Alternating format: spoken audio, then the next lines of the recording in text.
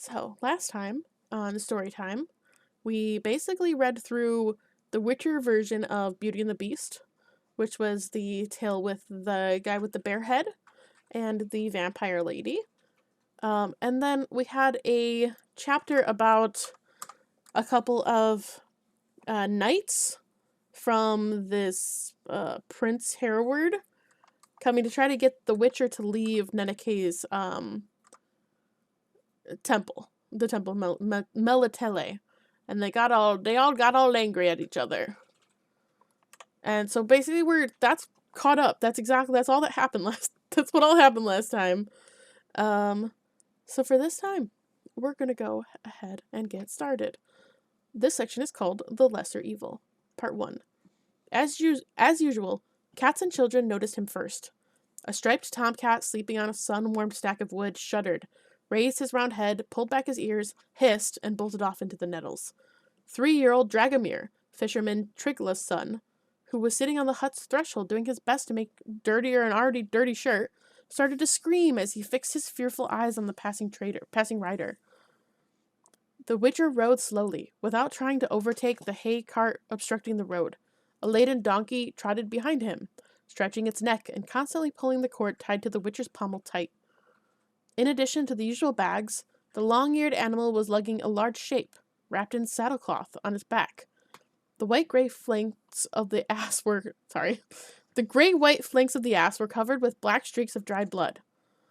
The cart finally turned down a side street, leading to a granary and a harbor, from which a sea breeze blew, carrying the stink of tar and ox's urine. Geralt picked up the pace. He didn't react to the muffled cry of the woman selling vegetables, who was staring at the bony, taloned paw sticking out beneath the horse blanket, bobbing up and down in time with the donkey's trot. He didn't look round at the crowd gathering behind him, rippling with excitement. Who did Spunky raid? Did Spunky do a raid? Oh yeah, Foxy Bottom. Here, yeah, it's we'll do this. Shout out, Foxy. I'm doing this because I love Foxy so much. I think it's like that. Should be. Okay. Rippling with excitement. There were, as usual, many carts in front of the alderman's house. Geralt jumped from the saddle, adjusted the sword on his back, and threw the reins over the wooden barrier. The crowd following him formed a semicircle around the donkey. Even outside, the alderman's shouts were audible. "It's forbidden, I tell you! Forbidden, goddammit! Can't you understand what I say, you scoundrel?" Geralt entered. In front of the alderman, small, podgy, and red with rage, stood a villager holding a struggling goose by the neck. "What? By all gods, is that you, Geralt? Do my eyes deceive me?" And turning to the peasant again, "Take it away, you boor! Are you deaf?" "They said," mumbled the villager, squinting at the goose, "that a wee something must be given to his lordship. Other ways—" "Who said?" yelled the alderman. "Who? That I supposedly take bribes? I won't allow it, I say! Away with you! Greetings, Geralt." "Greetings, Calderman." The alderman squeezed the Witcher's hand, slapped him on the shoulder. "You haven't been here for a good 2 years, Geralt, eh? You can never stay in one place for long, can you? Where are you coming from? Oh, dog's arse, what's the difference where? Hey, somebody bring us some beer. Sit down, Geralt, sit down. It's mayhem here because we've got the market tomorrow. How are things with you? Tell me." "Later. Come outside first." The crowd outside had grown twofold, but the empty space around the donkey hadn't grown any smaller. Geralt threw the horse blanket aside. The crowd gasped and pulled back. Caldermain's mouth fell open. "By the gods, Geralt, what is it?" "A kikimora. Is there any reward for it?" Caldermain shifted from foot to foot, looking at the spidery shape with its black, dry skin, that glassy eye with its vertical pupil, the needle-like fangs in its bloody claws. "Where? From where?" "On the dike, not some 4 miles from town. On the swamps. Calderman, people must have disappeared there. Children."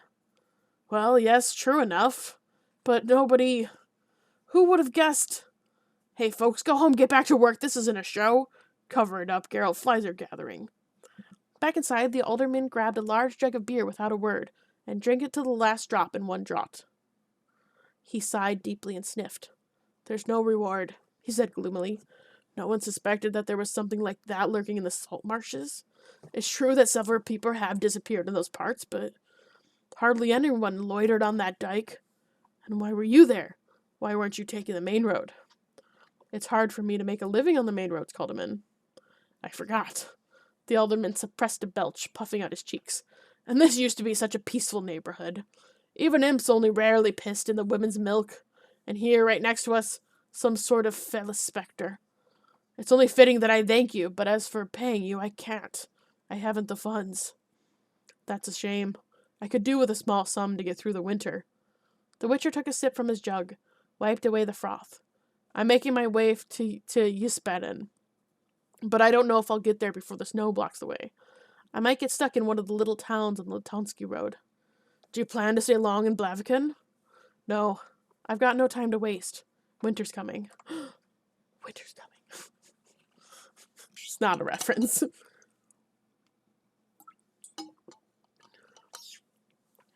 Where are you going to stay? With me, perhaps? There's an empty room in the attic. I get fleeced by the innkeepers, those thieves. We'll have a chat and you can tell me what's happening in the big wide world. Willingly. But what will Libouche have to say about it? It was quite obvious last time that she's not very keen on me. Women don't have a say in my house. But just between us, don't do what you did during supper last time in front of her again. You mean when I threw my fork at that rat? No, I mean when you hit it, even in the dark. I thought it would be amusing.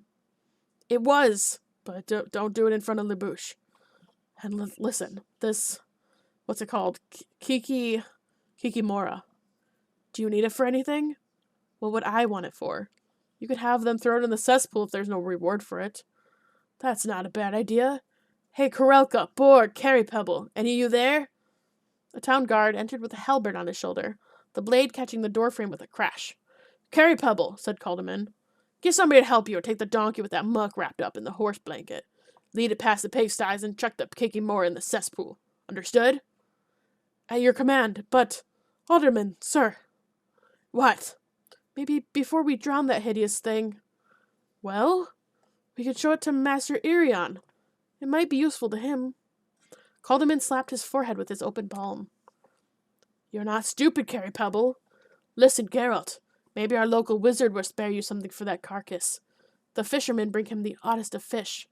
Octopedes, clabiters, or herongs. Many have made some money on them. Come on, let's go to the tower. You've got yourself a wizard.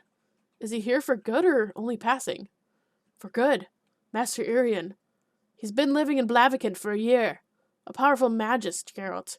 You'll see that from his very appearance.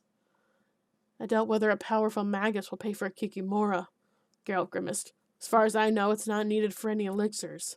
Your Irion will only insult me, no doubt. We witchers and wizards don't love each other. I've never heard of Master Irion insulting anyone. I can't swear that he'll pay you, but there's no harm in trying. There might be more Kikimoras like that on the marshes, and what then? Let the wizard look at the monster and cast some sort of spell on the marshlands or something, just in case. The Witcher thought for a moment. Very well, Calderman. What the heck? We'll risk a meeting with Master Irion. Shall we go? We're off. Carry Pebble. Chase the kids away and bring the floppy ears. Where's my hat?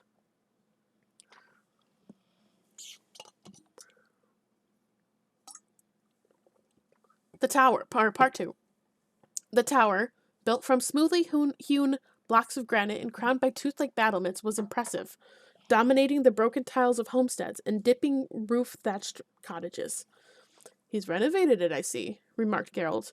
With spells, or did he have you working at it? Spells, chiefly. What's he like, this Irion? Decent. He helps people, but he's a recluse, doesn't say much. He rarely leaves the tower. On the door, which was adorned with a rosace inlaid with pale wood, hung a huge knocker in the shape of a flat, bulging-eyed fish head, holding a brass ring in its toothed claws. Calderman, obviously well versed with the workings of its mechanics, approached, cleared his throat, and recited, Alderman Calderman greets you with the case for Master Irion. With him greets you Witcher Geralt, with respect to the same case. What a huge knocker. For a long moment, nothing happened. Then finally the fish head moved its toothed mandibles and belched a cloud of steam. Master Irion is not receiving. Leave, my good people. Calderman waddled on the spot and looked at Geralt. The Witcher shrugged. Carrie Pebble picked his nose with serious concentration. Master Irian is not receiving. The knocker repeated metallically. Go, my good. I'm not a person, Geralt broke in loudly. I'm a Witcher. That thing on the donkey is a Kikimora, and I killed it not far from town. It is the duty of every resident wizard to look after the safety of the neighborhood. Master Irian does not want to honor me with conversation. He does not have to receive me, if that is his will. But let him examine the Kikimora and draw his own conclusions. Carrie Pebble, unstrap the Kikimora and throw it down by the door. Geralt, the alderman said quietly. You're gonna leave it, but I'm gonna have to. Let's go, Calderman. Carrie Pebble, take that finger out of your nose and do what I said. One moment, the knocker said in an entirely different tone. Geralt, is that really you? The Witcher swore quietly. I'm losing patience. Yes, it's really me. So what? Come up to the door, said the knocker, puffing out a small cloud of steam. Alone. I'll let you in. What about the Kikimora? To hell with it. I want to talk to you, Geralt. Just you. Forgive me, Alderman. What's it to me, Master Irian? Calderman waved the matter aside. Take care, Geralt. We'll see each other later. Carry Pebble into the cesspool with that monster. As you command. The Witcher approached the inlaid door, which opened a little bit, just enough for him to squeeze through, then slammed shut, leaving him in complete darkness. Hey, he shouted, not hiding his anger. Just a moment, answered a strangely familiar voice. The feeling was so unexpected that the Witcher staggered and stretched out his hand, looking for support. He didn't find any. The orchard was blossoming with white and pink, and smelled of rain. The sky was split by the many-colored arc of a rainbow, which bound the crowns of the trees to the distant blue chain of mountains. The house nestled in the orchard, tiny and modest, was drowning in hollylocks. Geralt looked down and discovered that he was up to his knees in time. Well, come on, Geralt, said the voice. I'm in front of the house. He entered the orchard, walking through the trees. He noticed a movement to his left and looked around. A fair-haired girl, entirely naked, was walking along a row of shrubs, carrying a basket full of apples. The Witcher solemnly promised himself that nothing would surprise him anymore. At last! Greetings, Witcher! Stregobor! Geralt was surprised. During his life, the Witcher had met thieves who looked like town councilors who looked like beggars, harlots who looked like princesses who looked like calving cows, and kings who looked like thieves. But Stregobor always looked as, according to every rule and notion, a wizard should look. He was tall, thin, and stooping, with enormous bushy gray eyebrows and a long crooked nose. To top it off, he wore a black trailing robe with improbably wide sleeves, and wielded a long staff, capped with a crystal knob. None of the wizards Geralt knew looked like Stregobor. Most surprisingly of all was that Stregobor was, indeed, a wizard. They sat in wicker chairs at a white marble-topped table on a porch surrounded by hollyhocks. The naked blonde with the apple basket approached, smiled, turned, and, swaying her hips, returned to the orchard. Is that an illusion, too? Asked Geralt, watching the sway. It is, like everything here. But it is, my friend, a first-class illusion. The flowers smell, you can eat the apples. The bee can sting you, and she... The wizard indicated the blonde. You can... maybe later. Quite right. What are you doing here, Geralt? Are you still toiling away, killing the last representatives of dying species for money? How much did you get for the Kikimora? Nothing, I guess, or you wouldn't have come here. And to think that there are people who don't believe in destiny. Unless you knew about me. Did you? No, I didn't. It's the last place I would have expected you. If my memory serves me correctly, you used to live in a similar town in Kovir. A great deal has changed since then. Such is your name. Apparently you're Master Irian now. That's the name of the man who created this tower. He died about 200 years ago, and I thought it right to honor him in some way since I occupied his abode. I'm living here. Most of the inhabitants live off the sea, and as you know, my specialty, apart from illusions, is weather. Sometimes I'll calm a storm, sometimes conjure one up, sometimes drive schools of whiting and cod closer to the shores with the westerly wind. I can survive. That is, he added miserably, I could. How come I could? Why the change of name? Destiny has many faces. Mine is beautiful on the outside and hideous on the inside. She has stretched her bloody talons toward me. You've not changed a bit, Stregobor. Geralt grimaced. You're talking nonsense while making wise and meaningful faces. Can't you speak normally? I can, said the wizard. If that makes you happy. I made it all the way here, hiding and running from a monstrous being that wants to murder me. My escape proved in vain. It found me. In all probability, it's going to try to kill me tomorrow, or at the latest, the day after. Aha, said the Witcher dispassionately. Now I understand. My facing death doesn't impress you much, does it? Stregobor, said Geralt. That's the way of the world. One sees all sorts of things when one travels. 2 peasants kill each other of a field which the following day will be trampled flat by 2 counts, and their retinues trying to kill each other off. Men hang from trees at the roadside. Brigands slash merchants' throats. At every step in town, you trip over corpses in the gutters. In palaces, they stab each other with daggers, and somebody falls under the table at a banquet every minute, blue from poisoning. I'm used to it. Why should a death threat impress me, and one directed at you at that?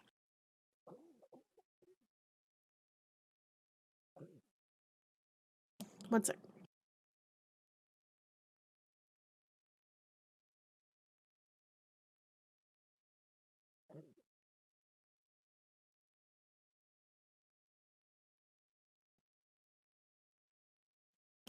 One directed at me at that, Stregobor repeated with a sneer, and I considered you a friend. Counted on your help. Our last meeting, said Geralt, was in the court of King Edie of Kovir. I'd come to be paid for killing the Amphis Boina, which had been terrorizing the neighborhood. You and your compatriot, Zavis, divide with each other to call me a charlatan, a thoughtless murdering machine, and a scavenger. Consequently, not only didn't Edie pay me a penny, he gave me 12 hours to leave Kovir, and since his hourglass was broken, I barely made it. Now you say you're counting on my help? You say a monster's after you. What are you afraid of, Stregobor? If it catches up with you, tell it you like monsters. That you protect them and make sure no witcher scavenger ever troubles their peace. Indeed, if the monster disembowels and devours you, it'll prove terribly ungrateful.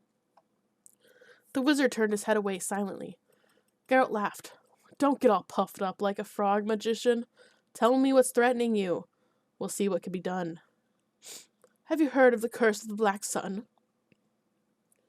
But of course, except that it was called the Mania of Mad Eltibald after the wizard who started the lark, caused dozens of girls from good, even noble families, to be murdered or imprisoned in towers.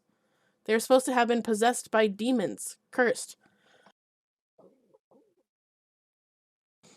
contaminated by the Black Sun, because that's what, in your pompous jargon, you called the most ordinary eclipse in the world. Eltibald wasn't mad at all. He deciphered the writing on Dauk Menhirs, on tombstone on the Wasgore necropolises, and examined the legends and traditions of Wertots. All of them spoke of the eclipse in no uncertain terms. The Black Sun was to announce the imminent return of Lilith, still honored in the East under the name of Nia, and the extermination of the human race. Lilith's path was to be prepared by 60 women wearing gold crowns, who would fill the river valleys with blood. Nonsense, said the Witcher. And what's more, it doesn't rhyme. All decent predictions rhyme. Everyone knows that what Altibald and the Council of Wizards had in mind at the time.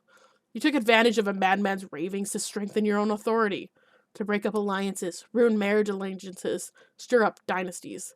In a word, to tangle the strings of the crown puppets even more. And here you are lecturing me about predictions, which any old storyteller at the marketplace would be ashamed of. You could have your reservations about Eltibald's theories, about how the predictions were interpreted, but you can't challenge the fact that there have been horrendous mutations among girls born just after the eclipse. And why not? I've heard quite the opposite. I was present when they did an autopsy on one of them, said the wizard.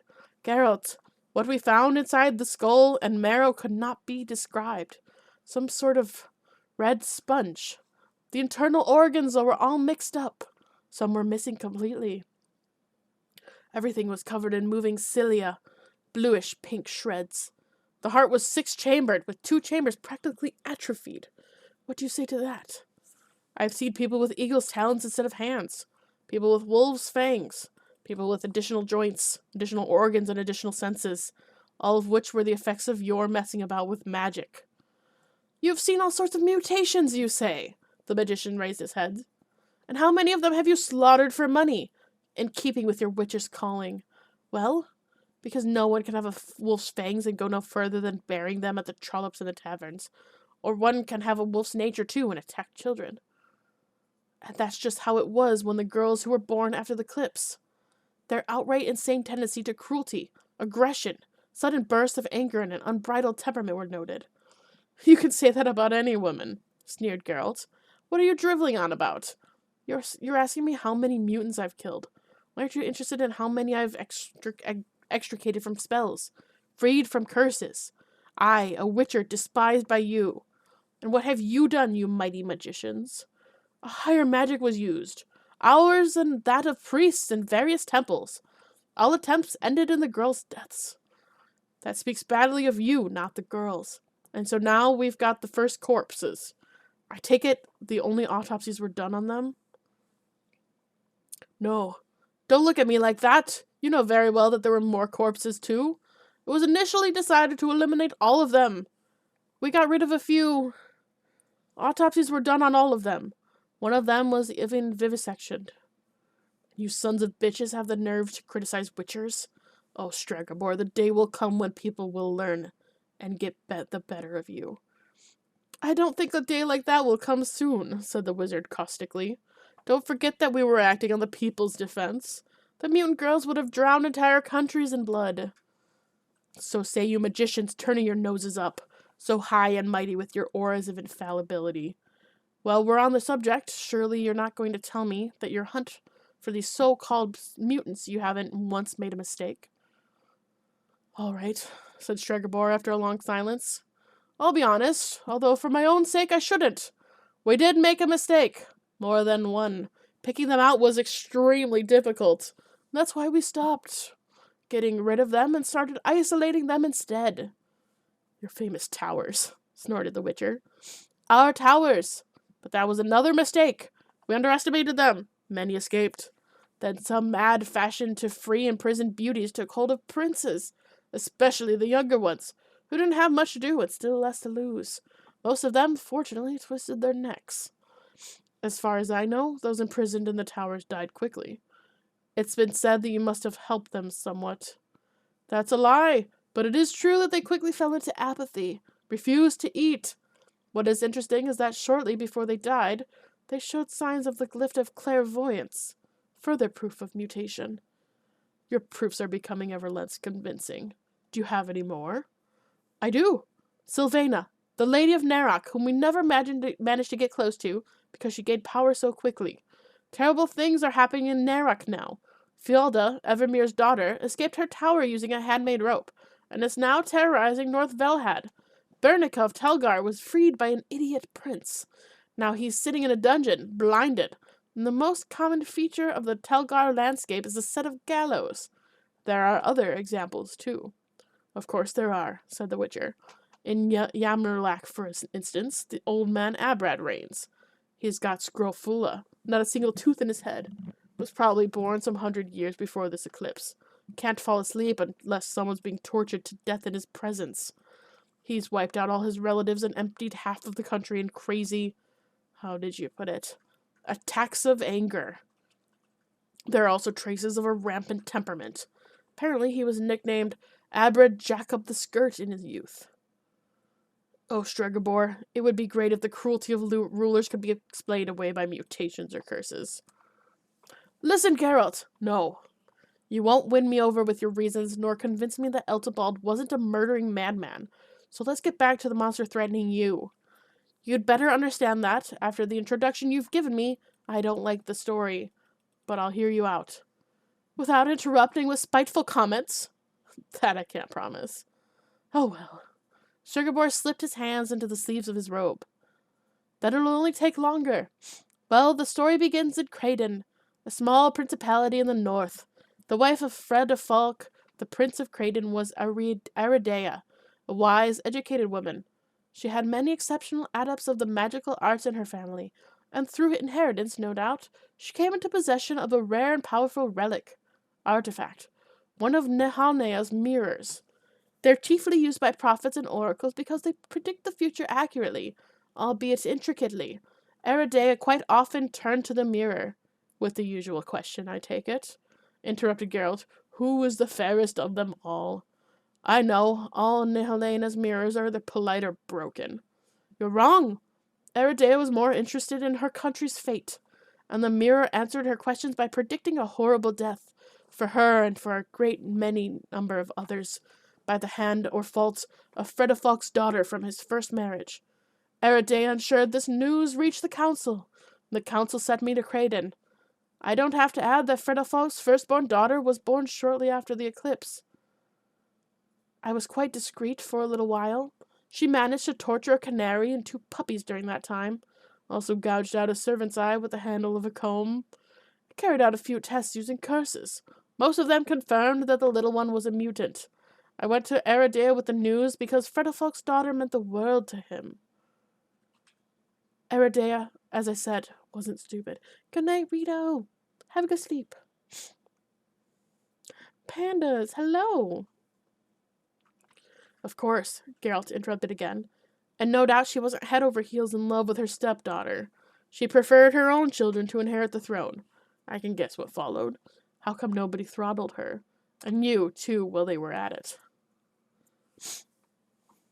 Stregobor sighed, raised his eyes to the heaven, where the rainbow was still shimmering colorfully and picturesquely. I wanted to isolate her, but Eridea decided otherwise. She sent the little one out into the forest with a hired thug, a trapper. I found him later, in the undergrowth, without any trousers, so it wasn't hard to recreate the turn of events. She had dug a brooch pin into his brain, through his ear. No doubt while his attention was on entirely different matters. If you think I feel sorry for him, muttered Geralt, then you're wrong. We organized a manhunt, continued Stregobor, but all traces of the little one had disappeared. I had to leave Creighton in a hurry because Fredefalk was beginning to suspect something. Then 4 years later I received news from Eridea. She tracked down the little one who was living in Mahakam, with 7 gnomes, whom she'd managed to convince it was more profitable to rob merchants on the roads than to pollute their lungs with dust from the mines. She was known as Shrike, because she loved to impale the people she caught on a sharp pull while they were still alive. Several times Eridea hired assassins, but none of them returned. Well, it became hard to find anyone to try. Shrike had already become quite famous. She had learned to use the sword so well there was hardly a man who could defy her. I was summoned and arrived in Creighton secretly, only to learn that someone had poisoned Eridea. It was generally believed that it was the work of Fredefalk, who found himself a younger, more robust mistress, but I think it was Renfri. Renfri? That's what she was called. I said she'd poisoned Eridea. Shortly afterward, Prince Fredefalk died in a strange hunting accident, and Eridea's eldest son disappeared without a word. That must have been the little one's doing too, I say. I say little, but she was 17 by then. She was pretty well developed. Meanwhile, the wizard picked up after a moment's break, she and her gnomes had become the terror of the whole of Mahakam, until one day they argued about something. I don't know what, sharing the loot or whose turn it was to spend the night with her. Anyway, they slaughtered each other with knives. Only Shrike survived. Only her. And I was in the neighborhood at the time. We met face to face. She recognized me in a flash and knew the part I'd played in Creighton. I tell you, Geralt, I had barely managed to utter a curse. My hands were shaking like anything. When that wildcat flew at me with a sword, I turned her into a neat slab of mounted crystal, 6 ells by 9. When she fell into a lethargy, I threw the slab into the gnome's mine and brought the tunnels down on it. Shabby work, commented Geralt. That spell could have been reversed. Couldn't you have burnt her to cinders? You know so many nice spells, after all. No, it's not my specialty. But you're right, I did make a hash of it. Some idiotic prince found her, spent a fortune on a counter-curse, reversed the spell, and triumphantly took her home to some out-of-the-way kingdom in the east. His father, an old brigand, proved to have more sense. He gave his son a hiding, and questioned Shrike about the treasures which she and the gnomes had seized, and which she'd hidden. His mistake was to allow his elder son to assist him when he had her stretched out, naked, on the executioner's bench. Somehow, the following day, the same eldest son, now an orphan, bereft of siblings, was ruling the kingdom, and Shrike had taken over the office of first favorite, meaning she can't be ugly. That's a matter of taste. She wasn't a favorite for long. Up until the first coup d'etat at the palace, to give it a grand name, it was more like a barn. It soon became clear that she hadn't forgotten about me. She tried to assassinate me 3 times in Kovir. I decided not to risk a 4th attempt and to wait her out in Pontar. Again, she found me. This time I escaped to Angren, but she found me there too. I don't know how she does it. I cover my trace as well. Must be a feature of her mutation. What stopped you from casting another spell to turn her into crystal? Scruples? No, I don't have any of those. She had become resistant to magic. That's impossible. It's not. Enough to have the right artifact or aura, or this could be associated with her mutation, which is progressing. I escaped from Angren and hid here in Arksea, in Blaviken. I've lived in peace for a year, but she's tracked me down again. How do you know? Is she already in town? Yes. I saw her in the crystal ball. The wizard raised his wand. She's not alone. She's leading a gang, which shows that she's brewing something serious. Geralt, I don't have anywhere else to run. I don't know where I could hide. The fact that you have arrived here exactly at this time can't be a coincidence. It's fate. The Witcher raised his eyebrows. What's on your mind? Surely it's obvious. You're going to kill her. I'm not a hired thug, Stregobor. You're not a thug, agreed. I kill monsters for money. Beasts which endanger people. Horrors conjured up by spells and sorceries cast by the likes of you. Not people. She's not human. She's exactly a monster. A mutant. A cursed mutant. You brought a Kikimora here. Shrike's worse than a Kikimora. A Kikimora kills because it's hungry, but Shrike does it for pleasure. Kill her and I'll pay you whatever sum you ask. Within reason, of course. I've already told you. I consider the story about mutations and Lilith's curse to be nonsense. The girl has her reasons for settling her account with you, and I'm not going to get mixed up in it. Turn to the aldermen, to the town guards. You're the town wizard. You're protected by municipal law. I spit on the law, the alderman and his help, exploded Stregobor. I don't need defense. I need you to kill her. Nobody's going to get into this tower. I'm completely safe here. But what's that to me? I don't intend to spend the rest of my days here. And Shrike's not going to give up while I'm alive. Am I to sit here in this tower and wait for death? They did. You know what, magician? You should have left that hunt for the girls to each other, to other more powerful wizards. You should have foreseen the consequences. Please, Geralt. No, Stregobor. The sorcerer was silent. The unreal sun and its unreal sky hadn't moved toward the zenith, but the Witcher knew it was already dusk in Blaviken. He felt hungry. Geralt, said Stregobor, when we were listening to Eltibald, many of us had doubts, but we decided to accept the lesser evil. Oh, yeah. Foxy! Foxy, welcome in! Hello, how are you doing? How's everybody doing? Thank you, welcome in, Raiders! I hope you guys are having a good night. We're just reading some Witcher before bedtime. Evil is evil, Stregobor, said the Witcher seriously as he got up. Lesser, greater, middling, it's all the same. Proportions are negotiated, boundaries blurred. I'm not a pious hermit. I haven't done only good in my life. But if I'm to choose between one evil and another, then I prefer not to choose at all. Time for me to go. We'll see each other tomorrow. Maybe, says the wizard, if you get here in time. Foxy has an extra special announcement for me? What's the announcement? I guess Monkey's are happy for bed.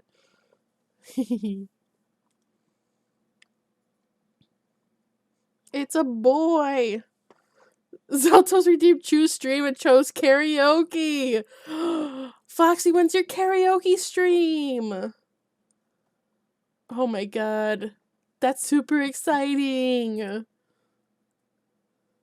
The people made it happen. Oh my god. I need to be here. It might be tomorrow. Okay. Zeltos, please keep me informed when this is gonna be. I need to be there. Okay. We'll do one more part and then I will end it there. So, part 3. The Golden Court. The country town's elegant inn was crowded and noisy. The guests, locals, and visitors were mostly engaged in activities typical for their nation or profession. Serious merchants argued with dwarves over the price of goods and credit interest. Less serious merchants pinched the backsides of the girls carrying beer, cabbage, and beans. Local nitwits pretended to be well informed.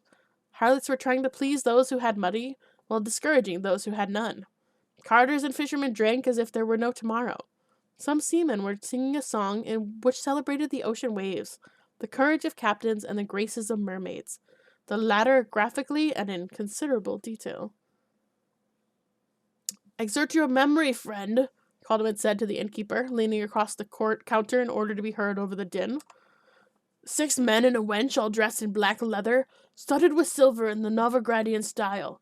I saw them at the turnpike. Are they staying here or at the tuna fish?" The innkeeper wrinkled his bulging forehead and wiped a tankard on his striped apron. "Here, alderman, he finally said. "They say they've come for the market, but they all carry swords, even the women, dressed, as you said, all in black." "Well," the alderman nodded, "where are they now? I don't see them here." "In the lesser alcove. They paid in gold." "I'll go in alone," said Geralt. "There's no point in making this an official affair in front of them all, at least for the time being. I'll bring her here." "Maybe that's best, but be careful. I don't want any trouble." "I'll be careful." The seaman's song, judging by the growing intensity of obscene words, was reaching its grand finale.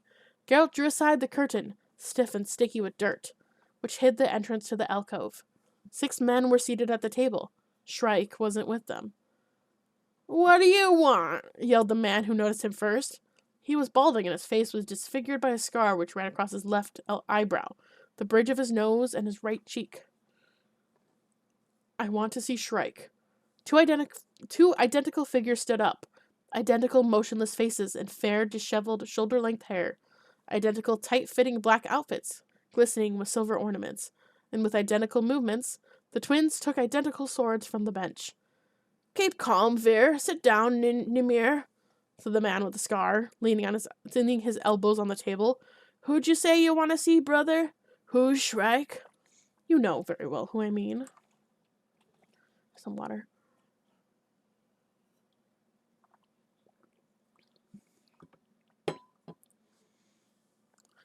"Who's this, then?" asked a half-naked athlete, sweaty, girded crosswise with belts and wearing spiked pads on his forearms.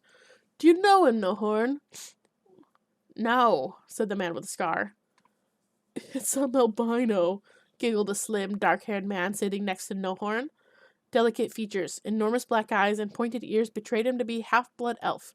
Albino, mutant, freak of nature, and this sort of thing is allowed to enter pubs among decent people. "I've seen him somewhere before," said a stocky, weather-beaten man with a plate, just measuring Geralt with an evil look in his narrowed eyes. "Doesn't matter where you've seen him, Tavik. Listen here. Sivril insulted you terribly a moment ago. Aren't you going to challenge him? It's such a boring evening." "No," said the Witcher calmly. "And me, if I pour this fish soup over your head, are you going to challenge me?" cackled the man, sitting naked to the waist.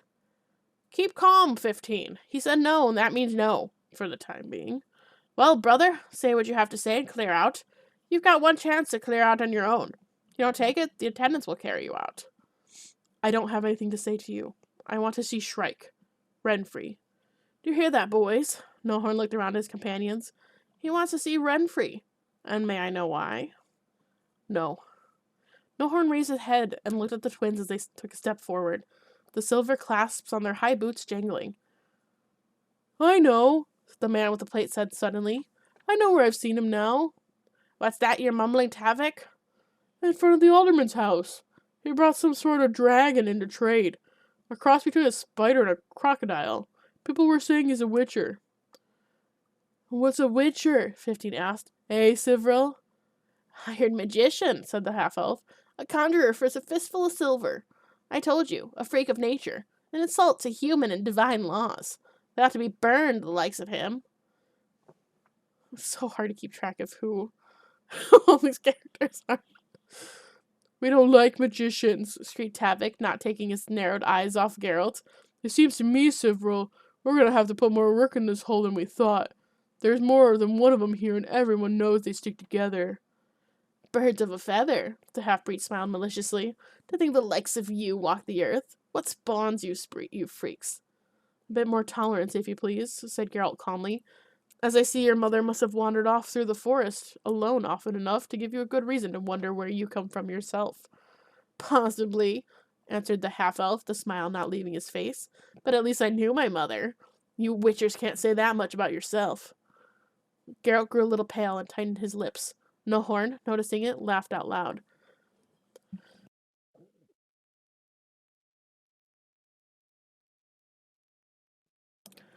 Well, brother, you can't let an insult like that go by. That thing you have on your back looks like a sword. So, are you going outside with Sivril? This evening's so boring. The Witcher didn't react. Shitty coward, snorted Tavik. What did he say about Sivril's mother? Nohorn continued monotonously, resting his chin on his clasped hands. Something extremely nasty, as I understood it. She was an easy lay or something. Hey, 15, is it right to listen to some straggler insulting a companion's mother? A mother, you son of a bitch, is sacred. 15 got up willingly, undid his sword, and threw it on the table. He stuck his chest out, adjusted the pads spiked with silver studs on his shoulders, spat, and took a step forward. If you've got any doubts, said Nohorn, then 15 is challenging you to a fist fight. I told you they'd carry you out of here. Make room. 15 moved closer and raised his fists. Geralt put his hand on the hilt of his sword. Careful, one more step and you'll be looking for your hand on the floor. Nohorn and Tavik leapt up, grabbing their swords. The silent twins drew theirs with identical movements. 15 stepped back. Only Sivril didn't move. What's going on, damn it? What's going on here, damn it? Can't I leave you alone for a minute? Geralt turned round very slowly and looked into the eyes the color of the sea. She was almost as tall as him. She wore her straw-colored hair unevenly cut, just below the ears. She stood with one hand on the door, wearing a tight velvet jacket clasped with a decorated belt. Her skirt was uneven, asymmetrical, reaching down to her calf on the left side, and on the right, revealing a strong thigh above a boot made of elk's leather. On her side, she carried a sword. On her right, a dagger with a huge ruby set in its pommel. Lost your voices? He's a witcher, mumbled Nohorn. So what? He wanted to talk to you. So what? He's a sorcerer, 15 roared. We don't like sorcerers, snarled Tavik. Take it easy, boys, said the girl. He wants to talk to me. That's no crime. You carry on having a good time, and no trouble. Tomorrow's market day. Surely you don't want your pranks to disrupt the market, such an important event in the life of this pleasant town. A quiet, nasty giggle reverberated in the silence which fell. Sivril, still sprawled out carelessly on the bench, was laughing. Come on, Renfrey, chuckled the half-blood. Important event? Shut up, Sivril. Immediately. Sivril stopped laughing. Immediately. Geralt wasn't surprised. There was something very strange in Renfrey's voice, something associated with the red reflection of fire on blades, the wailing of people being murdered, the whinnying of horses, and the smell of blood. Others must also have had similar associations. Even Tavik's weather-beaten face grew pale. Well, Whitehair, Renfrey broke the silence. Let's go into the larger room. Let's join the alderman you came with. He wants to talk to me too, no doubt. At the sight of them, Calderman, who was waiting at the counter, broke off his quiet conversation with the innkeeper, straightened himself, and folded his arms across his chest. Listen, young lady, he said severely, not wasting time with banal niceties. I know from this witcher of Rivia here what brings you to Blaviken. Apparently you bear a grudge against our wizard. Sorry. Maybe. What of it? Asked Renfrey quietly, in an equally brusque tone. Only that there are tribunals to deal with grudges like that. He who wants to revenge a grudge using steel, here in Oxy, is considered a common bandit. And also that either you get out of Blaviken early in the morning with your black companions, or I throw you into prison. How do you say it, Geralt? Preventatively. Exactly. Understood, young lady?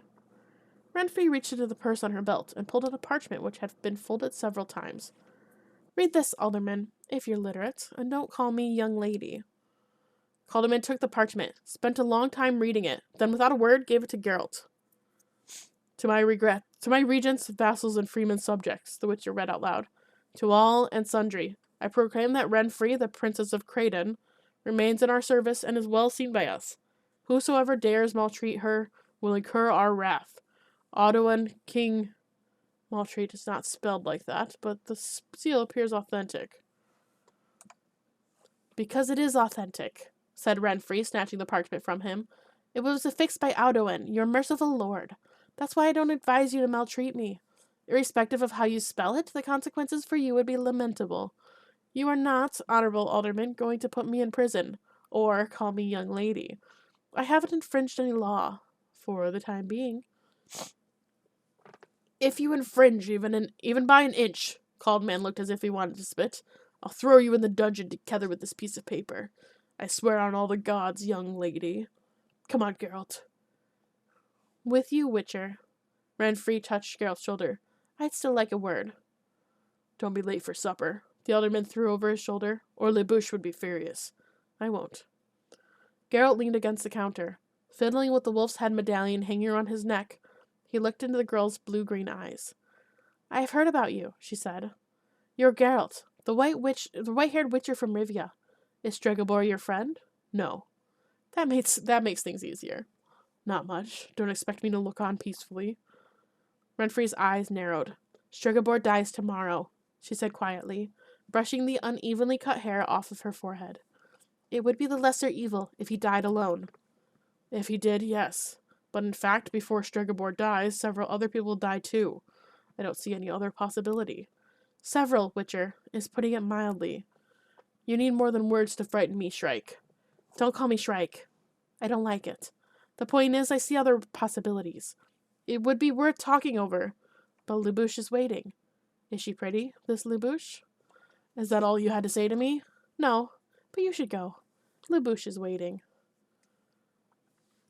That's it. That's everything for tonight. Thank you guys. Thank you guys all for listening for more of The Witcher story time. As always, I appreciate you guys being here.